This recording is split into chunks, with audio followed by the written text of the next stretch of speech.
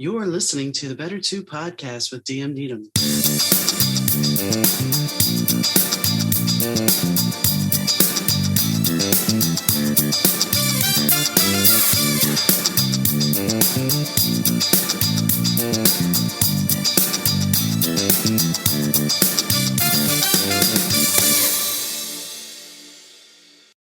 Hi gang, Donna here. Thanks for tuning into the Better 2 podcast. Today's guest is Tricia Roos.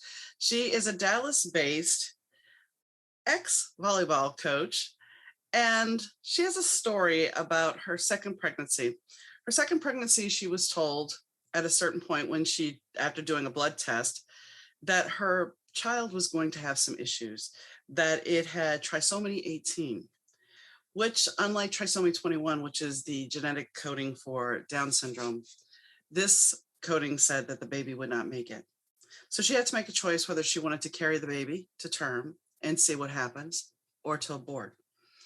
But for her, there was only one choice, and that was to take the journey and to see, as she said, Annabelle's life meant something. So we explore that. And it's a very interesting conversation because we talk about grief, and we talk about the fact that how do you explain to your child at 3 years old that, yes, I'm going to have a baby, but she may not make it. So it's a very deep and meaningful conversation. As always, I appreciate you tuning in. If you want to follow the podcast, I'm on Twitter at better2podcast.com. We also have an Instagram account, and we have a Facebook page. All the links are in the bio. So I hope you enjoyed today's episode, and thanks for tuning in. Hi, Tricia. How are you doing today? Good, thank you.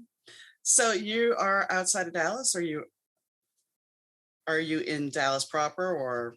Yeah, we are in Dallas. We are in East Dallas, so I'm very close to White Rock Lake and the Arboretum. So is it still very warm down there? No, we finally got fall. So I think it's been in the 70s and low 80s. But last week it almost hit 100. So we're probably not out of the woods yet, but today is a fall day, so I'll take it. Even for us up here, we're in the 70s, which is really abnormal. Normally by now we are in the 50s. So it has definitely been a different year. Yeah. So you have a very intriguing story. You were a volleyball coach, correct? Correct. And you've won many state champions, but that's not really what your story is about. Your story is about your pregnancy, you wanting to be a mom. So why don't you tell us a little bit about that?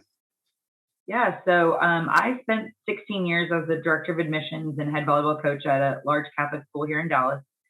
And we had a child in 2011, a little boy. And when he was about 3.5, he started asking for a lady baby, which his toddler translation was that he wanted a baby sister. And, I had grown up with a sister. My husband had a sibling. So we both, had discussed the idea of another child so that our son could have a sibling. And so we got pregnant in 2014. And everything was going really well. But then at the 12-week visit, my doctor proposed doing a blood test so that we could find out gender early. And I'm a planner. I thought that was a great idea, and it was super easy. So after that, I didn't think much of it. And about a week and a half later, she called back and said that it was a girl, but that also the panel had shown that she tested positive for trisomy 18. And everybody knows Down syndrome, but Down syndrome is also called trisomy 21. So trisomy 18 is very similar to Down syndrome, but typically those babies have more severe heart defects. Not always, but a lot of times. And so she sent us to a specialist to confirm the diagnosis. And when he did, he recommended us to terminate the pregnancy. And so much was going on and swirling in my head in that moment because we found all of this out within a 24-hour period.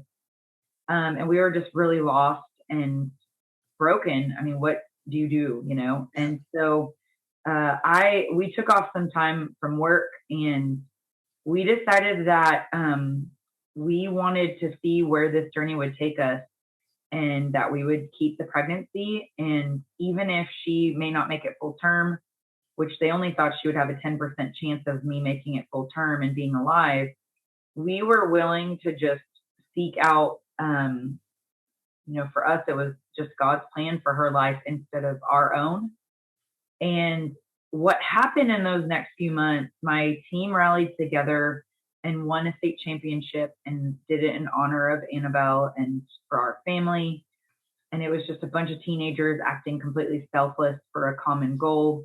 And then she was born alive at Baylor Hospital, and she was the first live trisomy 18 birth that any of the doctors and nurses had encountered. And she only lived 6 days. But I remember, those moments with fondness of getting to introduce her to our whole family and meeting her brother. And although it was really hard losing her, we just felt like it was really an incredible experience. Although it was the saddest moment of my life, having her die in my arms, there was just so much more good that came out of it. That there's so many questions, and it's a journey for you that I can imagine was heartbreaking. How, getting that news, I understand you want to go on and you want to make sure that you want to give her the best shot you have. You don't want to just end something because you never know. I mean, just because somebody tells you what they think is going to happen does not mean it's going to happen. So was that thought always in the back of your head that I don't know how long I'm going to have her? I mean, Yeah, what's really weird is that when you're told during pregnancy that your baby will likely die, it's like you're grieving before the grief happens. Like you're grieving the loss when you still have the child. But in a lot of ways, it also just helped me mentally and emotionally prepare myself, because I had to kind of set myself up for all expectations, like a stillbirth, or for me to be induced and go into labor maybe at 20 weeks or 30 weeks, or maybe we would make it full term. And then we had to think, well, if she does make it, and then how long and what kind of care will we need to provide for her? And I think in pregnancy, they learn a lot as they go, but so many things really early on are kind of uncertain because the baby is so small. So we did learn a little bit later on that she had a 2-chamber heart instead of 4 chambers. So for anyone that's taken 9th grade biology, you are supposed to have 4 chambers. And they were deeming it impossible for her to breathe and be alive outside of the womb. Yet she lived for 6 days and she was never labored in her breathing. She basically lived on my chest for those days. And they call it kangaroo care. I had never heard of it before, where they just put the baby on the mom's chest to regulate heart rate and breathing, and that worked for her. We never had to use any kind of intervention. And I mean, it was just a little miracle baby. And like I said, the fact that I got to meet her in itself just made it all worth it. And it just made us have some closure also, I think is a good word for it, because we did get to spend the time with her and with our family and introduce her to everyone. And I mean, that has helped me in the healing process over the last several years, because I knew I gave it my all. I did everything I could for her. How was it explaining it to your son? That was a little hard because he was only 3.5 years old. And so we prepared him during pregnancy that she might not get to stay with us. And we try to keep it really simple, that Annabelle may be born not healthy or unhealthy, and that if she's not healthy, God may have to take her back and go back to heaven so that she can be healed. And of course, he's 3, and he's like, okay, but like, she's still going to come see us. I still get to meet her. And so we tried to prepare him that he may not get to meet her. Well, then when she was born alive and he got to meet her, he thought automatically, well, now she's here to stay. And so, he thought, okay, well, that first scenario you told me didn't happen. Now she's here and now I get to keep her. And what ended up happening was we did bring her home from the hospital. I mean, on day 4, I was released. And she started having apnea episodes, which is what they expected, where, especially when she was sleeping, her body would forget to breathe. And it wasn't painful. She just would stop breathing. And when we started noticing more of those apnea episodes, we felt like we really needed to get him to the grandparents' house.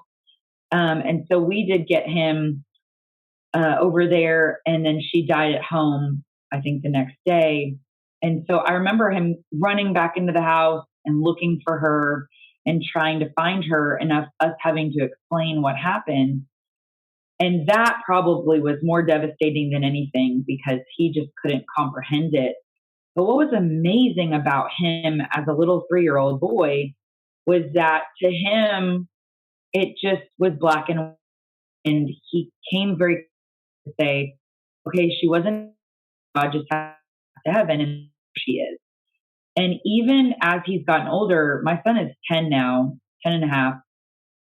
If someone asks him how many siblings he has, he always says 2 sisters, one in earth and one on heaven. And it's very matter of fact for him. And I've noticed, he's a lot more aware now. And so we were in the waiting room of a doctor's appointment about a month ago, and he saw a little boy with Down syndrome. And he immediately recognized that there were differences. And he asked me, is that what Annabelle would have been like? And I said, yes, she would have been a lot like that little boy. And he just smiled and played with him. And he's realizing, obviously she was different, but he loves that. And he's very compassionate to children with disabilities. And he hasn't had many encounters, but I just feel like there's something in him that is different in a good way because of what he experienced, and not in a bad way. Well, usually, they always say that whatever we go through teaches us our life lessons, teaches us compassion, teaches us empathy. And maybe that's an experience at 3 that he needed to set him on this path, to set him down and make him look at the world differently. Well, and at our church, they did a little video on our story after Annabelle was born and died. And then they just recently did a follow-up. They did another video since now I have a book out. And the one thing I told the guy who did the video was, I would like you to mark your calendar and come back and do a video in 15 years of my son, because at that point he'll be 25. And I really believe that his life will be molded, like perhaps the career he chooses or certain paths that he takes because of his sister's life. And he may be a doctor that cures, something. He may be a special needs teacher. He may just have, a calling to be a helpful person and more compassionate person in this world. But I really believe that he's going to have tremendous good impact. And one thing that was really hard for me to hear was the doctor who recommended the abortion said, don't you want your son to have a sibling? This may be too hard for him. Why don't you just get rid of the baby and move on for his sake? And I thought, that's not a very good way to think or live. And I wrote him a letter afterwards about her life and how much meaning it had to us, to let him know some perspective from that situation. And I've thought about that a lot, being told that. And I thought so much about the wonderful impact she had on my son. And that's a really powerful message to share, that you shouldn't shield your kids from going through something hard. And just like you said, your life experiences that are probably the hardest are what teaches you the best lessons. Although it's a hard journey and there's tears and there's pain, you always get, hopefully something good out of it. When my grandfather died, he was rushed to the hospital. And the reason I'm bringing this up is we were in the waiting area, and I think I was about 12. And my mom was, the nurse is like, well, we're going to clean him up and then we'll bring him back and you guys can say goodbye. And my mom's like, I don't want her to go. And the nurse is like, it'll be okay. She should see him. And at 12, that's a pretty, that's a pretty good age. You should realize things. And I'm going to be at the funeral anyway, and I'm going to see him in a coffin. And they were right, because going into that room, he was completely cleaned up. He looked like he had a sheet on. Other than the incision, he looked like he was asleep. There was no damage for me seeing that. Mm-hmm. And even the worst traumas you go through, while we would like to spare our kids from those traumas, sometimes those traumas are what shapes us and gives us the gumption to be able to stand in our own power. Yeah. I agree with that. And, I've been through a divorce of my parents and the loss of a child. We can point back to really difficult times in our lives that we went through. But the fact that you made it through and you learned some lessons and you learned from it. And that's kind of what I took away from this, was I feel like there has to be a higher purpose. And to me, that higher purpose was like cherishing her life as short as it was and knowing that it can have as much purpose and value as yours and mine. Because the impact that I feel like I've gotten to have on, that community and sharing her stories, especially with doctors and nurses, they're trained in their medical literature that trisomy 18 is incompatible with life. That's what it says. But we proved otherwise. We proved that this little baby, despite all the crazy things that were surrounding her situation, that her life had value and she was this beautiful little child. And I didn't want anyone to sugarcoat anything for me. Like, I get it. She's going to die. We're not having open heart surgery. We're not doing any crazy interventions. She's 3 pounds with a 2-chamber heart. But I just wanted that time to like cherish her and to get to meet her and introduce her and be with her and take care of her, because that's what a mother wants to do. You just want to take care of your child. And I knew that she would die, but I know with my whole heart that choosing to have an abortion early on and not giving that opportunity for me to get through the pregnancy and get to know her and her kicks and get to meet her and see her.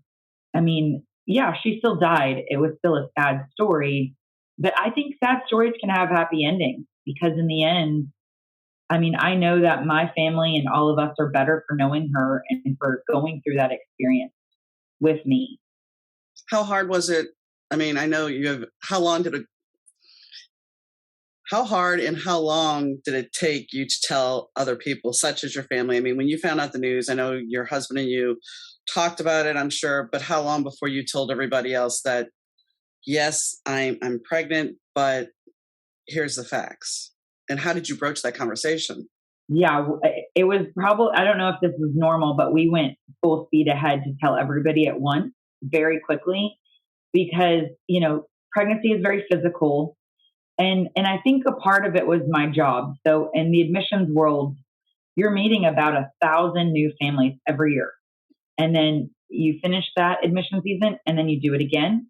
And then it was kind of like that in the volleyball world. I mean, my team would play 40 or 50 matches. I was traveling. I was seeing other coaches, other girls, teenagers, new kids coming in, freshmen. And I think I had this really big fear that I'm going to have to tell this story 5,000 times, and I'm not going to keep myself together, and I'm going to be trying to be at work and be on the volleyball court, and then it's going to hit me and I'm going to break down. And so I actually composed an email and just put it all out there. Like, here's the story. This is what I found out. This is what the doctors have said. This is our decision. We're going to continue this pregnancy. Yes, I know that it could end tomorrow, or I could make it full term. Yes, I would have to deliver her and I would go immediately on maternity leave if that happened, because I needed, like, even my volleyball team to know I may be here for you for a week or the whole season. I have no idea. And, I think a lot of times that's how, especially I worked in a high school, that's how rumors get started.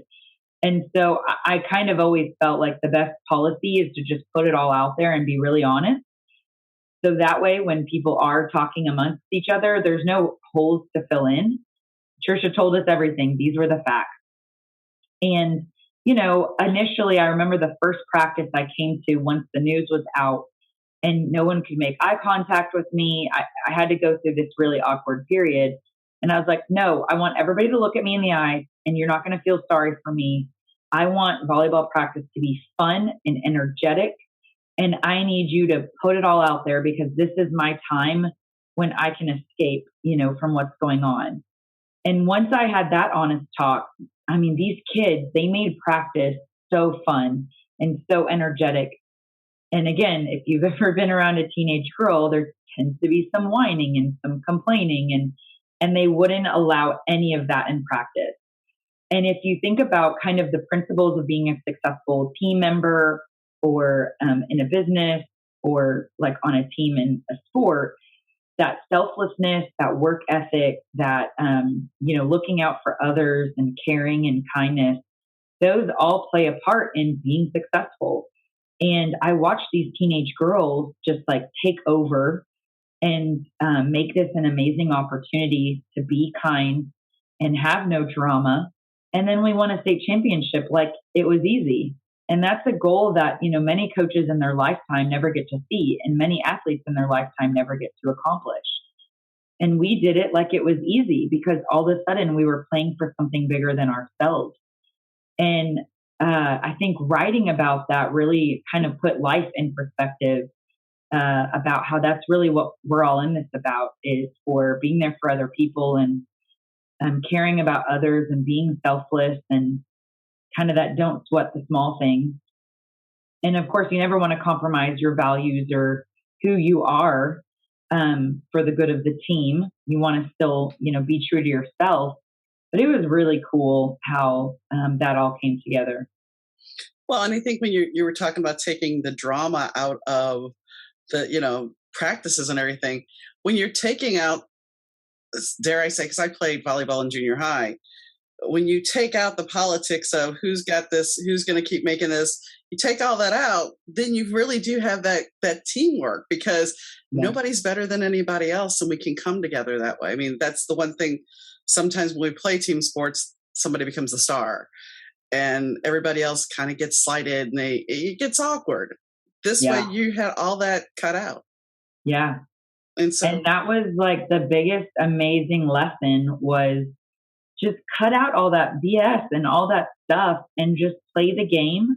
And again, they weren't doing it for themselves anymore. They were, and I had talked with them. I'm like, look, my doctor said my blood pressure is high. Like, you better not even make a game close. Like, I need you to be so focused that you win by a lot, and you just take control so that I can sit here and smile and that my blood pressure doesn't go up. And I was kind of joking, but I was not also joking, because that was a serious conversation I had with my doctor on a regular basis, because I was very pregnant during volleyball season. And they took that so seriously. They're like, got it. We can't mess around. Like, we better win every point that we can, because we don't want you to be stressed. We don't want the baby to incur any extra stress. And it was great motivation for those kids to just, again, have to focus on something besides themselves. Well, and your story, when you think about it, I'm sure your team, after you had the baby, after having Annabelle, I'm sure that was a lesson for them as well. That even though her life was short, it still had value to you and to your family, and that had to show them the bigger picture of life. Well, I said this in an interview for the local WFAA affiliate during my pregnancy, was all I've done for 20 years of my life now is coach kids to give it their all and try their best, and just put it all out there on the court. And whether you win or lose, you can still be proud if you put forth your best effort. I mean, that's what I preach, right? That's what you tell your athletes. Just give it your best shot.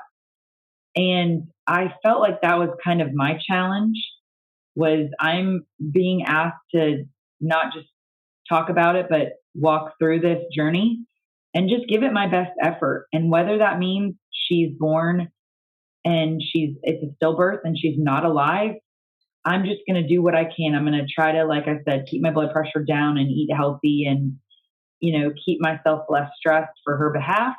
And then when she's alive, whatever she needs, I will do my best to provide for her. And then you walk away from a situation, and this is applicable in all things in life, with no regret. Because I think the worst thing in life is to have regrets about something. I wish I would have done this, or I could have done this better. Why didn't I give it my all when I had the opportunity? And although it's taken me years to write about it and talk about it without crying, or, there was a lot of things I had to work through in terms of the grief and the loss. Even at the time I was going through it, I just didn't have regret, and I still don't have regret. And even though I can't say it feels good, because it was still a hard time in my life, that part, at least there was closure, and it felt good to know that I did try my best for her. There's something, you're talking about grief, and there's something, knowing grief, and you were talking about the fact that you were grieving before she ever came into this world and before she ever passed. And that's a feeling that I can relate to and empathize with, because I was told my husband was on borrowed time.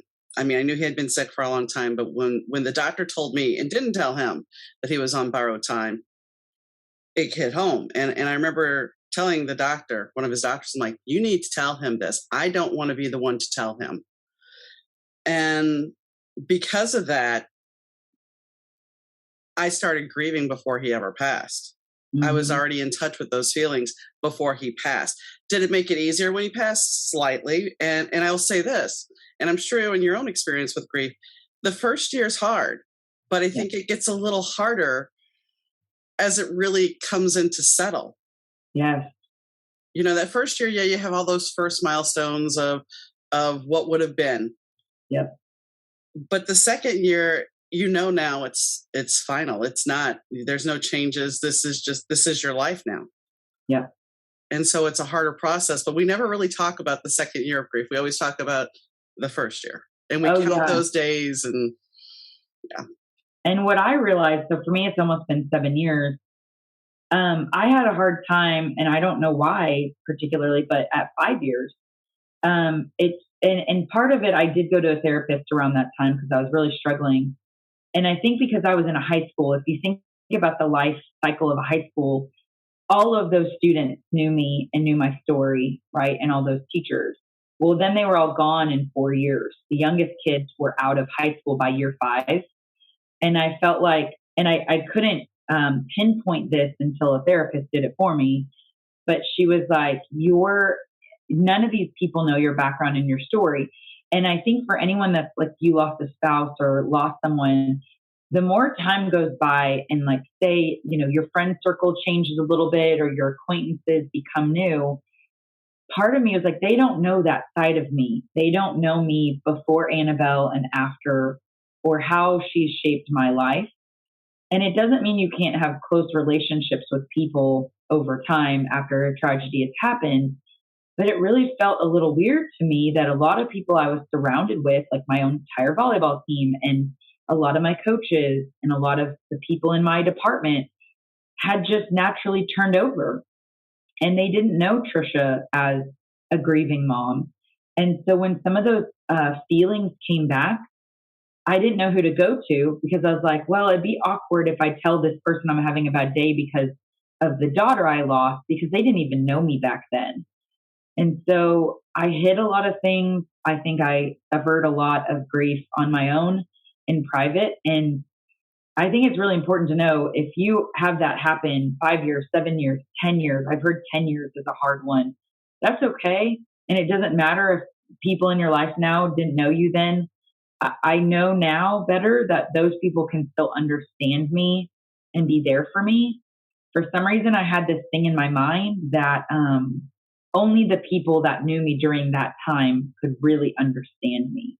And that's just not true. I mean, people, if they're really your friends, can relate to you and help you through any circumstance.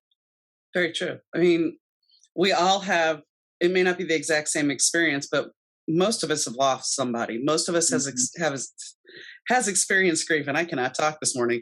I have not had enough caffeine, obviously. But most people have experienced grief in some form or fashion, whether it be a parent, a grandparent, a friend, and doing the podcast, it's like, I lost my mom to suicide 30 years ago this year. And, it's amazing, and it's a sad, amazing thing that there's so many people that are either have lost somebody to suicide or they have contemplated it. Yeah. And I have talked to many, and it's something that's relatable that we don't have a conversation about. We don't want to talk about somebody dying of suicide. Yeah. And it's the same thing with, as your son gets older, and I mean, even you now, I'm sure that's that whole family history questionnaire of, for your sons, like siblings. Yeah. It's those weird times that you don't think about. It's like, I remember the first time after my husband died, it's like, so, marital status. Oh, so now I have to, think about those things. And it's the same thing with family history. When my mom died, it's like, okay, so family history, mother, dead. How? Now it's become more acceptable, but 30 years ago, people look at you like, what? Wow. Yeah. Well, and those are some trigger moments too. And that's where it can get hard. And And I've tried with my kids, like we have kept her memory alive and we've made it very matter of fact, like she's in heaven, we're on earth. And I have witnessed both of my children, even my youngest who never knew Annabelle. She's told people she has an older sister in heaven. And Cameron has always told people he has two sisters. And I do think that we have to train our kids how to grieve and understand that loss is a part of life. Because I have experienced those that act totally awkward about it, right? Or they just like act like it never happened. Or if Cameron says that, they don't want to ask any questions. They're like, okay, well, we're just moving on now. And that should be okay. It should be okay to talk about things like that because that's a part of our lives. And I just think that it may, if kids are, like hidden from grief and from loss and they're sheltered, what's going to happen when they're adults and they have to experience it, firsthand? I think it's a lot easier to have those conversations with kids the right way, the healthy way, instead of hiding it because it's just a part of life. It is what it is. I think, when you're talking about education here and as a form of grief, I think they also need to learn how to be able to handle stress better too. There's got to be ways for them to be able to manage their stress because, you're not as old as I am, but still you grew up not so high strung, I'm sure. Your life was not as complicated as now. I mean, now it's like, oh, look, I got my cell phone. I'm on the latest app. I have this. And it's like, okay. I hit 100,000 followers. All right. And that's going to get you where? Yeah. And today you may be big, but tomorrow you're going to crash. And how do you deal with the mental game of that? And I'm sure being in the school and having children, you see that. So here's a question for you. When it came time to decide that you were going to have another kid, how did that go? I mean, were you fearful? Or was it just, we're going to do this and it's going to be fine? Or, So 2 parts. I wanted to have another child like pretty shortly after because of my age. And I really did want Cameron to have a sibling to grow up with. And I didn't want to wait for that. And so we did get pregnant about 6 months after she passed away. But what I didn't realize would happen is that I was more scared, more conscientious, and just doubtful. Like, I'm like, I can't believe that it's healthy. Like there still might be something, there might be a twist. There still something could go wrong. Like you live in that. I did not have that with my first pregnancy. It was like, oh, I don't know. People just have babies and they come out. It's fine. It's easy. And so there was definitely, we were still in this grieving process, but then we were, excited about another pregnancy. One emotion I didn't really realize would happen was a lot of guilt because we didn't have a baby shower for Annabelle because we were told she wouldn't live. And I'm very frugal. I'm like, I don't want people spending money on a lot of things if it's not going to be needed. And we still had a lot of the things we would have needed for Cameron, our older son. So we're like, we're fine. We at least have a car seat. We can get her home and we can play it by ear. We do not need to have a baby shower. Well, then with Andy, my last one, it's like everybody's throwing baby showers and presents galore. And it was this huge celebration. And I remember being at a baby shower and like opening all these amazing gifts and almost just crying and like wanting to hide in a corner because I felt bad for Annabelle. I felt like I was doing something that was disrespectful towards her. And so it took me a while to allow it to be okay to celebrate the new child coming into our life. And that those pregnancies were just very different circumstances, and you did have to treat the circumstances differently. And I wouldn't have changed a thing. I mean, I don't want people throwing a huge party and buying me all these gifts if it wasn't, something that I would use. So there were some weird things that occurred that I guess I didn't expect to happen and some feelings, but we did really want to have another child. And, I guess I was 34 and I just thought, okay, I don't know how long it would take to have another baby. So like, let's have another baby as soon as we can. And so we did. Yeah. the amazing story about this is that you were even though you had the stress, you were still fearless in doing it. I mean, some people would have said, well, I'm not doing this right away. There was another lady I talked to in Great Britain months ago. She was on the very first season, and she went through an infertility journey of, I think she tried 6 times. She had 6 miscarriages. And yet she was told by people, this one's not going to work, da, da, da. And finally it did. Yeah. And that goes back to what we were saying earlier. Just because somebody says you're not going to do this doesn't mean you aren't, Yeah. Yeah. It's emotionally difficult, but again, it really came back to that coaching, like try your best and go for it. Right. I mean, I would always coach my athletes under pressure situation. And when the game matters, that's when you swing hard. That's when you serve hard. Like, don't have regrets, just go for it. And we knew we wanted another child and we wanted to try again. And, my sister experienced a couple miscarriages pretty far along last year. But then, same thing. That third one, she now has a 4-month-old and she's a perfectly healthy little baby girl. And, the emotional roller coaster of that, you have to immediately grieve the loss and go through a lot of physical pain and turmoil. And then it's like, okay, we got to try again and get back on the horse. Let's go. Like, we've got to have a baby. And that's really hard. And it's very difficult if you don't communicate well with your spouse and with your family, because you could be on very different pages. And, there could be a lot of things that could even go wrong after that. I have a girlfriend that recently had a miscarriage, and she kind of confided in me that her husband was ready right away. And she's like, I need time. I am like, she was pretty far along and, had to do a DNC, and emotionally she couldn't handle it. And I said, well, then you need to be honest with him. And she was like scared to talk to him about it because he wanted another baby so bad. And luckily my husband and I talked about those things and we got on the same page. We both wanted to have another baby and we were okay with trying again, soon. But when you talk about better to, it is always better to communicate or even over communicate, because so many things happen in our head. Yeah. And we're thinking one thing and then maybe your spouse is thinking another thing.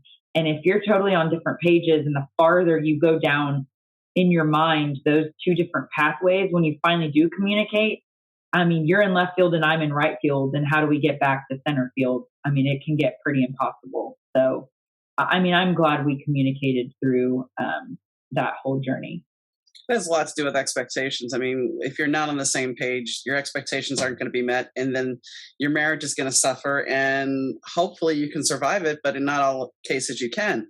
No. And, the miscarriage thing, I had a friend's daughter who, her friend, baby made it till 8 months, and then she went into labor a little bit premature, and the baby was stillborn because the umbilical cord had wrapped around its neck.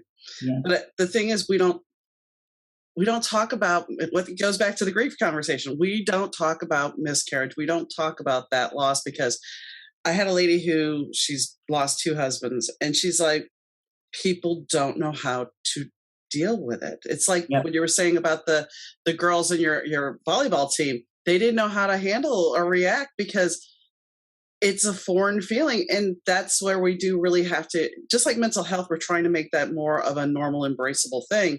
We also need to do that with grief. Well, and just like, so one thing I realized with the girls that I coach, some of them, clearly their parents had maybe, if you will, trained them better, because they could talk to me even though they were 16 years old and be like, Coach Roos, how's your day going? Are you having a bad day? How's the baby doing? Is Annabelle doing okay? They were like confident enough and aware enough that it was okay to ask those questions.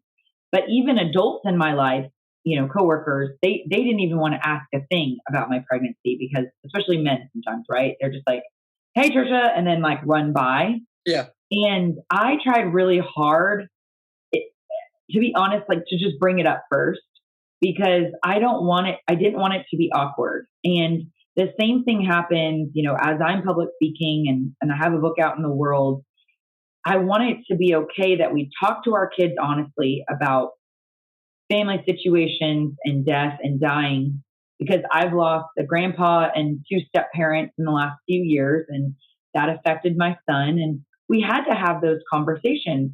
I didn't want to lie and say, oh, yeah, grandpa's doing great when he's on hospice about to die. I wanted to tell him what was age appropriate, but what was honest, so that he could be prepared. And yeah, he cried and he was sad and he asked a lot of questions about all of those losses, but I didn't sugarcoat it. I told him about what Alzheimer's was, and I told him about what Parkinson's was, and I told him about cancer. I mean, those were the things that were affecting my family and that affect people every day. And that in his life, people that so describe this, and it is helpful to at least Google, like, how do you talk to your kid about Parkinson's or dementia, or the deterioration of a grandparent. I'm not a psychiatrist or a therapist. I needed to learn some terminology, but it's not rocket science. Be honest and keep it simple and keep it age appropriate. And kids are resilient, and we shouldn't hide things from them. I mean, some things you don't want your kids to know about quite yet, right? But still, death and dying is a part of life, and it will always be. And so address it appropriately. Well, the one thing that nobody can ever prepare you for is death. And I'll say this bluntly. I mean, nobody prepared me, even though I had that ticking time of he's on borrowed time. I picked him up. It was perfectly normal. We stopped somewhere because he thought his sugar was going low. We were parked because the food wasn't ready. Thank goodness the food wasn't ready, because otherwise I'd been in rush hour traffic. And he died in the car right next to me. Nobody prepares you for that moment. No. And there's a lot of trauma. There's a lot of stress. And we had the dog in the back of the car. But if I would have had a child in the back of the car, how do you even fathom, if you don't talk to your child about this, how do you even explain this to them? Yep. So, I mean, I think there's certain things that we really need to have more honest conversations about. Yeah. Yeah. And I mean, any situation, I love to be prepared in advance. So even if I always told my OB, especially with my first pregnancy, even if, you have to tell me some terrible things, this is going to really hurt bad, or this is how the C-section is going to feel, or this is how labor feels, be honest and be upfront so that I can emotionally and mentally prepare for that. And I feel like we sugarcoat, death and dying, and we sugarcoat certain things to our kids. And again, some things they're not ready for because of their age, but we still need to be honest and allow them to experience tough things. Especially being in the sports world. I mean, kids these days, they don't want to see their parents. I mean, parents don't want to see their kids, not get enough playing time. They don't want them on the bench. They don't want them upset. They don't want them to lose. They don't want them to have any negative feelings.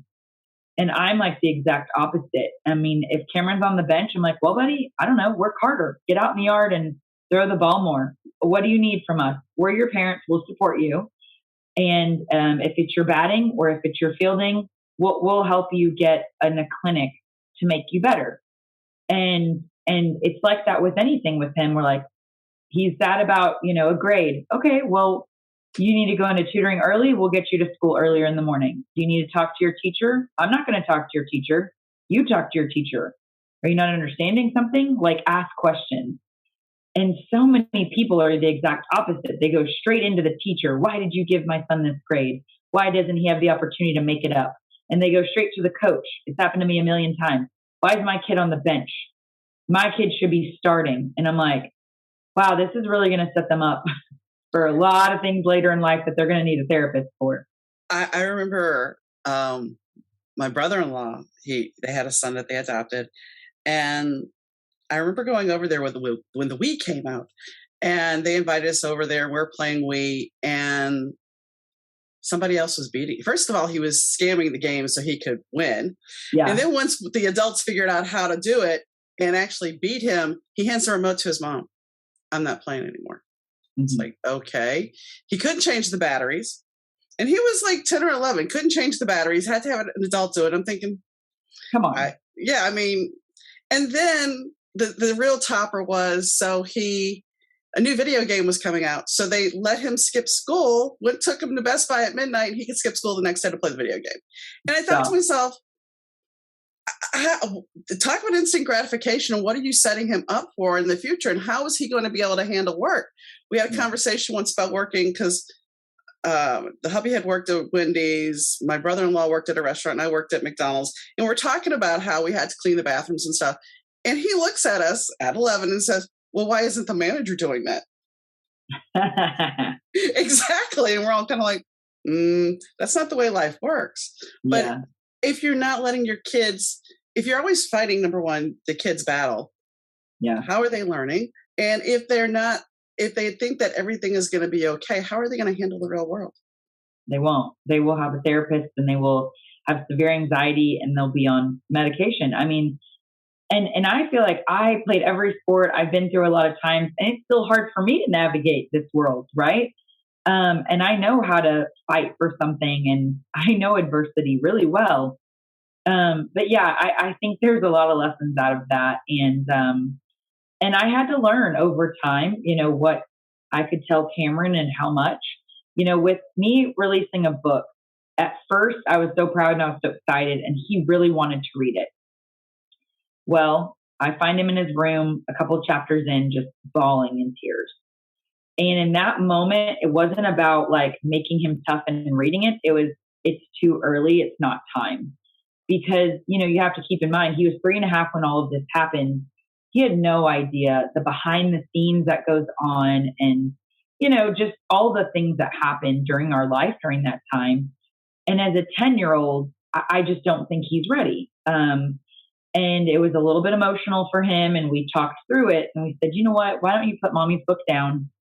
I signed it for him. He's excited. He's told all his teachers he has a signed autographed copy of his mom's book.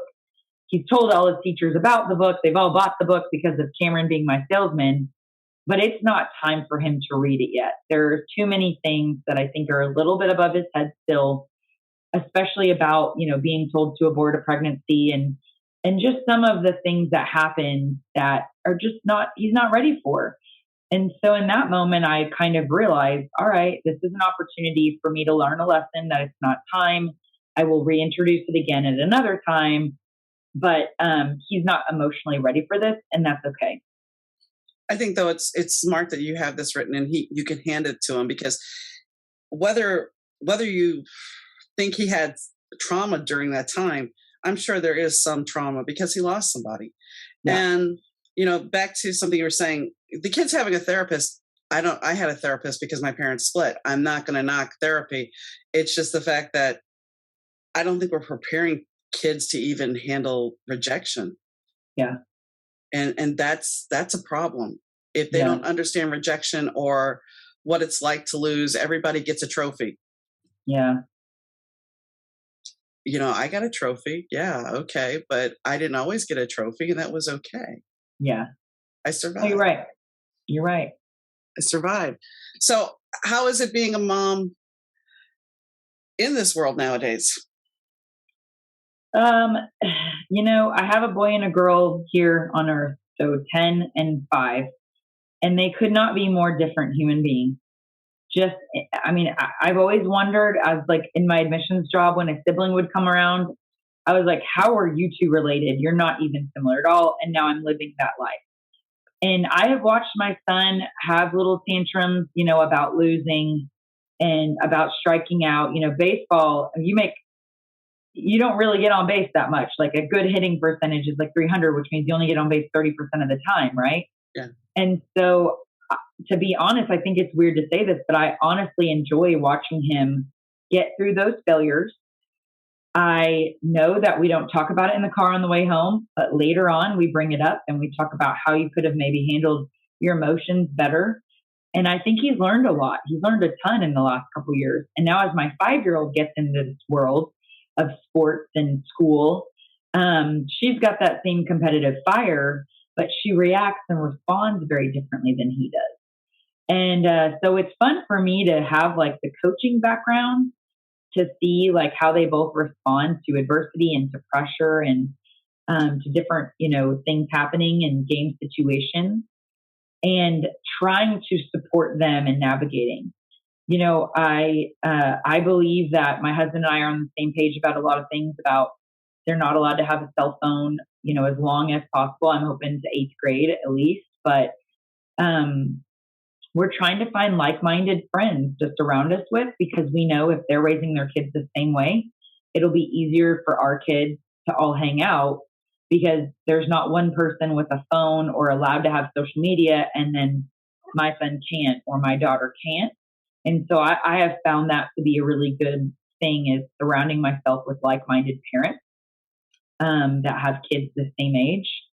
But it's a really different world. I mean, I didn't get my cell phone until college and it was not real. I mean, it's nothing like it is today. You didn't text, you just made calls and didn't really grow up with the internet or a lot of technology until college.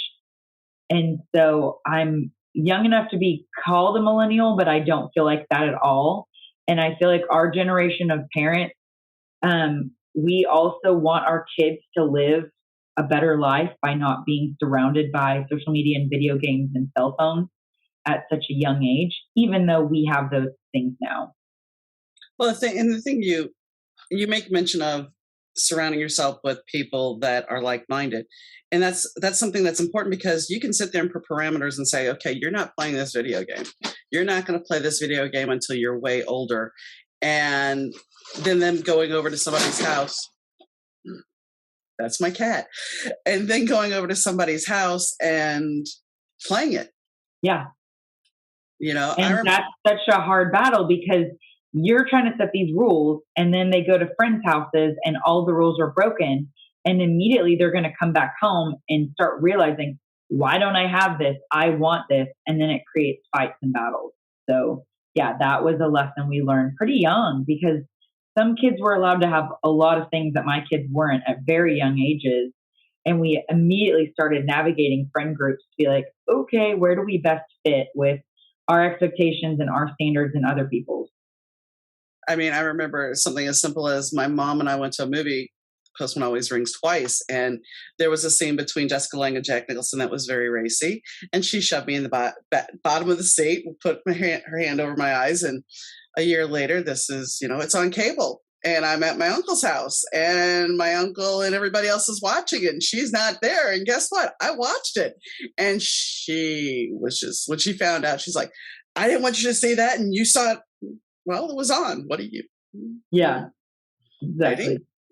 So, I mean, as a parent, I respect the fact that you are willing to look at that and go, okay. The other thing is, and I noticed this, and I can get blasted, and that's fine. I remember watching my nieces, and they were into the Disney Channel. Mm-hmm. And when I had my 2 step kids, it was Full House. We didn't have the Disney Channel, and the kids started getting sassy. They started mouthing and acting like the kids on TV. And I said, okay, we're not watching that anymore. Well, yep. Why? Because you're picking up bad habits. And so fast forward to going over to my sister-in-law's house to watch the girls, and they're watching these Disney shows, and the kids have mouths on them and everything else. And she's very conservative with how she wants her kids raised. Yeah. And I'm just sitting there going, how can you be conservative if these kids are, and I'm not saying that kids should not have voices because they should, but they also need to learn a little bit decorum, manners, respect, and not, I mean, from what I saw at the Disney Channel, these kids were being nasty toward each other. And is that something that you really want? And that speaks to like being a parent in this day and age, that if Disney is still sassy and they talk back to their parents and they have attitudes, what else can we watch? I mean, so like luckily with a boy, Dude Perfect is those dudes that just like do cool things. They like, shoot a basketball off a building and try to make it in the hoop. And both of my kids watch that together. They have bonded together on like American Ninja Warriors. Like we'll dabble in like an America's Got Talent, because most of the time that's just clean But it's amazing to me because I don't remember that about now. My parents, they did not want me to watch The Simpsons. I wasn't allowed to watch like SpongeBob. There was a couple things that came out, but it seemed like there was, like you said, Full House. The music always changed at the end, and there was a moral to the story and a life lesson, and everybody apologizes and hugs and makes up. And that was like our TGIF. Mm-hmm. And you had those shows, and you got that life lesson out of it. There's no life lesson out of those Disney shows. They're just like sassing back to their parents, and these little teenagers have makeup and hair and jewelry. And I guess especially with a daughter now, when I walk in and I'm thinking, oh, it's just Disney. Yeah, sometimes I have to walk in the room and I think, oh, it's just Disney. It's fine. And then after you listen a few minutes, you realize, okay, that's off the list. That show is no longer anything that you can watch because that little girl, and I'll explain it. I'll say that little girl is sassing back to her mom, and that is not allowed. You know that, Andy. And she'll say, yes, ma'am. And, I'm watching and I'm like, why does this 12-year-old in this show wear a crop top and makeup? That's not what I want her seeing, but it's a little bit sad that that's Disney and that's supposed to be the safest thing for our kids, and it's not. Well, at a certain point, Disney got away from what Disney was when I was a kid. And we used to have, the biggest thing we had on was Sunday night on Disney. Disney had their little TV program on NBC. Yes, I'm aging myself horribly, but, Disney back then was wholesome. Yeah. And it's not saying that everything has to be wholesome. At the same time, I have the kids. My sister-in-law sends me, this is from my first marriage, she sends me a videotape of Beavis and Butthead. And as a parent, I watch this and I am mortified because I'm like, there's no way I would ever let my kid watch this now. And this is why I always preface this. Your views as a parent are one set, and your views as a non-parent are completely different in what you'll accept to watch. Yep. Because after my husband and I split, I watched Beavis and Butthead with one of my friends, and I'm like, this is pretty funny. But you don't think about it. And there were certain TV shows I wasn't allowed to watch. And when I look back, my husband was like, well, my parents would never let me watch Three's Company. And I looked and I laughed because my mom didn't have a problem with that. But yet she take me to a rated R movie, which she shouldn't have done to begin with, and shoved me down in the seat. Yeah. So parenting nowadays, and I think it's only going to get harder because you have a smartphone and they can watch whatever they want. I was in a conversation with somebody and they were talking about 8-year-old boys watching porn. And terrifying. Yeah. Because you're setting expectations up for these kids that they have no idea what they're looking at. And this is what they're going to expect to see and what they expect in that part of their lives. Exactly. So are you still coaching, or is that now? Well, I kind of took a total life change. So in late April, I left my job with the admissions and head coaching to finish the book, get the book out in the world. I'm doing public speaking, and it's kind of a mixed audience. I'm talking to high schools and colleges a lot about kind of following God's will for your life over your own, and about how you can turn tragedy into hope, because I think that's a big message for youth. Also, like nursing schools, I'm reaching out to a lot of medical schools because I really think that as a patient perspective, having a child that was terminally ill, there's definitely a right and a wrong way to approach us as parents. And I just think there needs to be a little bit more training around that area in some ways. And then speaking at some women's conferences. So I'm public speaking and selling the book. And then I'm also consulting. So that was kind of my in back in the volleyball world. I'm working for a volleyball club and consulting for them. It's a young program, a lot of teams, a lot of great young coaches. And since I've coached for 20 years, I get to come in and coach the coaches and help develop curriculum. And so instead of having my own team that I'm just with all the time and kind of ignoring my own family, I'm kind of on the back end and creating the agendas and the curriculum and doing one-on-one calls with coaches to help them be better coaches.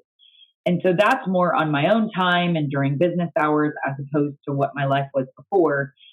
I was probably gone 5 to 6 nights a week because I had admissions events and I had volleyball games, and it was just a lot. leaving my kids all the time with babysitters and my husband. So it's been a great life switch. And the book is called When Wishes Change. So I feel like that idea and the title is super applicable to a lot of what we just talked about, because, when something in your life that you wish for totally changes, you could have caused it or not, out of your control. Like, what do you do? What's next? How do you pivot? How do you make that into an opportunity? Or how do you, navigate your way on a new journey and on a new path? And I think a lot of people just get paralyzed in that change, and they don't know what to do and where to go, and they don't know what to do with themselves. And others are better at that. And I think when you allow your wishes to change and embrace the change, you can get so much more out of life. And then you can also learn from that change and let it lead to better things. Well, fear usually is the catalyst in stopping people to make them not embrace those things. Yep. So really, when you think about it, Annabelle really changed your life in many ways, because now it has given you, I don't want to say a career, but it has given you a career as a public speaker, as an author. And I mean, that is a gift. That's a gift that will keep her memory alive and keep you, sharing your story to somebody else that may have gone through this trauma or is in the process of going through it. Yeah, or just going through a big life change and they're paralyzed and don't know what to do. I mean, I've learned in my speaking engagement. I was speaking at a college a couple weeks ago, and this girl came after and was like in tears. She's like, that message really spoke to me. My mom is dying of cancer. Well, that had nothing to do with me losing a child, but she could relate on the level that something had recently changed in her life that she did not expect. She didn't know how to deal with it. She didn't know how to deal with her grief. And she was trying to process, how can I support my mom, support my family, and get through this myself? And, and hearing some stories like that, I realized this message is really relatable to anybody, because everybody is going through something, or recently has gone through something, or they have a loved one going through something difficult. So you're either on the end where you're trying to support that person. So like in part 3 of my book, I talk a lot about the right and wrong ways to help someone that's grieving, and what not to say and what to say, and kind of what I've learned over the last 7 years. And then, part 1 and part 2 is really the story. But I felt that was important to share. And it's super vulnerable. It talks a lot about things that are really honest and some really hard things that we went through as a family. But in the end, the point is that we fought through it. We saw these things as opportunities, and we are still happy people and living our lives. And we were able to get through hard times together. Which is an amazing thing. One of the most inappropriate things I have ever heard somebody say to somebody that was grieving. My dad had lost my stepmom. And within 8 hours, my grandmother, his mom, slaps him on his back and says, Donnie, sometimes you just have to get over it. No. Yeah. I mean, that's crazy. Yeah. Well, she was 89, and she died in my dad's arms right in front of my grandmother. But that's what my grandmother had to say. My grandmother was a pistol. But yeah, that's like the most inappropriate thing I have ever heard anybody say to anybody. That's a tough one. So where do you see yourself in 5 years? Do you think you'll have a TED Talk? Do you aspire to have a TED Talk? Yeah, I mean, I know in the moment right now, I really enjoy public speaking. I think I connect with audiences really well, and I just love it. I mean, I didn't know if I would love it, and then I got up there and I know I love it. And I also feel like sharing the book is just a big part of what I'm being called to do. As my kids get older, I also want to be a part of their lives in the right ways that I can be, and guide them and direct them as they're navigating the difficulties of life, and not feel like it's a babysitter or somebody else doing it for me. And I mean, I don't know where I would be in 5 years, but I do know for the time being, I really want to pursue this career and I enjoy it. And I think there's just a lot of opportunities out there. I know that with COVID, things like big conferences kind of were on hold, but I've been to conferences, I've spoken in front of large groups, and I know that as human beings, we want to be together again. And I know that in my career, I loved going to conferences, and whether it was through my church or through work, it's just a really good time to refresh and get some new perspective. And then it recharges your battery to go into whatever the next, challenge is. And so I see that being something that I can do, and something I can help a lot of groups and speak to a lot of different kinds of people in different realms. So for time being, I'd like to say, yeah, I wholeheartedly hope that's what I'm doing in 5 years. But I'm open to wherever life takes me, and whatever opportunities, feel like the right decision at the time. Well, it's been a fascinating conversation. Your website is whenwisheschange.com. I have all your other social media, and your book is available on Amazon. Yep. And is there anything you'd like to add? I mean, thanks for having me. I think it was fun to see all the different ways the conversation went. But, at the end of the day, I believe that, everyone's life has purpose and value. And no matter the trial or the tragedy you're going through, find help, find people, find community to push you through it, or people that have been in the same situation as you have. And that could be me. Feel free to reach out to me or anybody else, because you will get through it stronger and better on the other end. Very true. Very true. I thank you for your time. It has been a pleasure. Thank you. So Tricia's story is a very powerful story and a very important story. And, it's a decision that some people are forced to make for whatever reason. I am pro-choice. It is your choice. And, some people can bash me for that. I'm not saying that life does not have meaning, but you are not in their circumstances. So however the circumstances play out for you, that is your personal choice. I'm glad that Tricia went through this, because ultimately it was a gift and a blessing for her. While it was a hard lesson, it did also give her a lot. So for her, it was the right choice to make. For others, it may not be. And I can understand that. And I pass no judgment. If you are finding yourself in a similar situation, as Tricia said, you can reach out to her. She is more than willing, and I will put her links, like I said, in the notes. And if you find yourself in a situation that you just not sure where to go and what to do, find somebody to talk to, a therapist, a friend. Find somebody, because going through things alone is not necessarily the best way to handle it. Sometimes you need your friends, sometimes you need a professional. Either way, get the help you need, because they're going to help give you answers and navigate.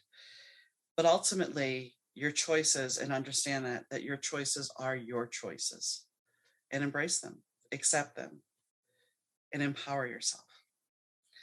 So on that note, once again, all the links, like I said, are in the bio or the show notes. And I thank you for tuning in as always. And catch you next time. Bye, guys.